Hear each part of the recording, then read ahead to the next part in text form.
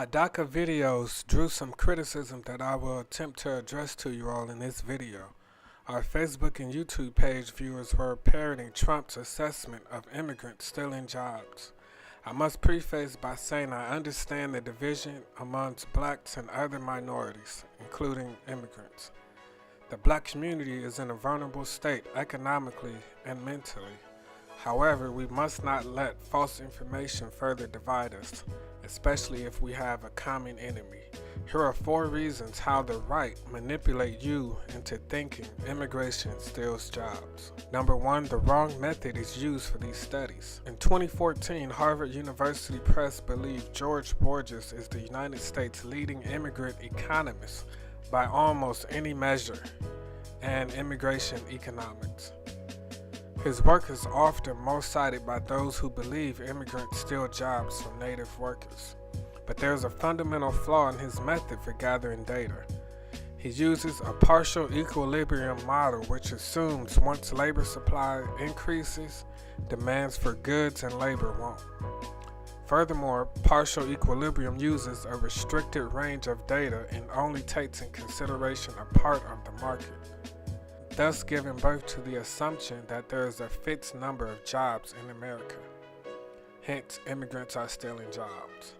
On the other hand, when the general equilibrium model is used, we see different results.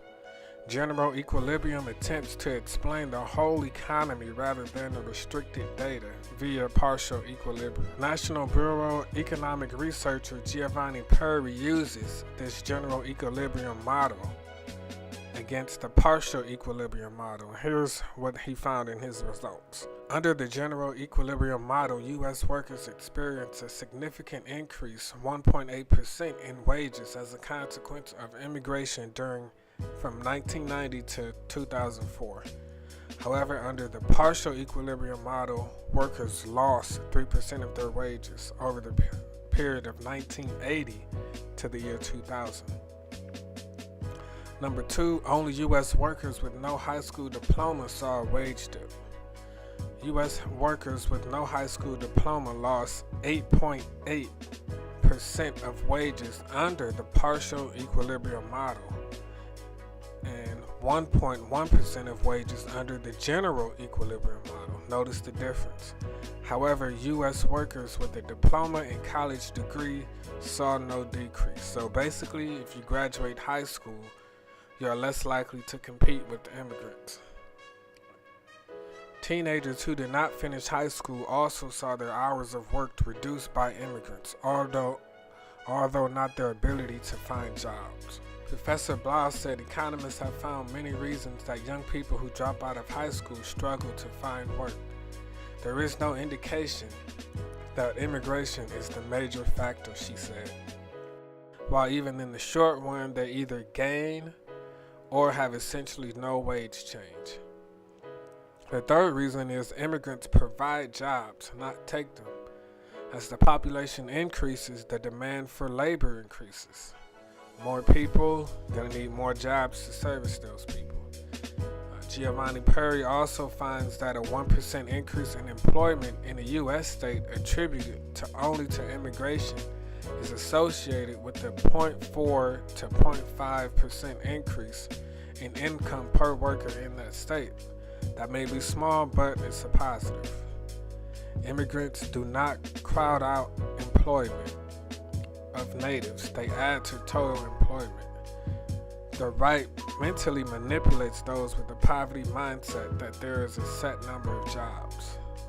Number 4, ironically, the group whose wages were most likely affected negatively by immigration is the previous immigrants. Wage loss was most noticeably among immigrants old and new. Immigrants often have a low ceiling for blue-collar jobs, which is why only high school dropouts of U.S. workers received less wages. No diploma limits your wage range as well. When fresh, young, new talent comes, they are able to do more work, often at a cheaper price. The ongoing debate of immigration effect on the economy can be seen through various lenses. Sure, any political side can argue for or against it to suit their agenda, as we stated earlier. Trump says illegals are taking jobs from minorities, not because he cares about immigrants or he cares about minorities, but because it supports his agenda. The myth that illegals are stealing jobs from black people furthers the divide that exists between immigrants and the black community. So why would Trump, who is a businessman, be against it if it stimulates the economy? What would be the motive to divide blacks and immigrants? Yes, it's cliche, but united we stand, divided we fall. Neither of us are born with white privilege in this country, nor do we have a 400-year head start from enslaving others. White people are only concerned with competing with white people economically. One of the best ways to maintain that economic supremacy is to distract potential competitors. You can say color doesn't matter, but when corporations dictate politics, and the most profitable corporations are ran by white men, color does matter. Here's one quote: many DACA recipients are more skilled than other immigrants because they possess a college education, so they don't compete with low-skilled Americans.